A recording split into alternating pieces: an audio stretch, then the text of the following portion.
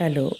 கழிஞ்ச சில வீடியோஸில் நம்ம வந்து கோழிகளுக்கு கொடுக்க வேண்டிய வேக்சின்ஸ் எதெல்லாம் அப்படின்னு பார்த்தோம். அது டே 1 போடக்கூடிய மேரக்ஸ் வேக்சின்லேருந்து 21வது நாள் போடக்கூடிய லசோட்டா வரைக்கும் நீண்டுகிட்டே போகும் லிஸ்ட்டு. அப்போ வேக்சின்ஸ் முடிஞ்சது. இனி நம்ம வந்து வேக்சின்ஸ் தொடர்பான சில எக்ஸ்ட்ரா தகவல்களை தான் இந்த வரக்கூடிய ஒரு 2-3 வீடியோஸில் வந்து நம்ம பார்க்க போகிறோம்.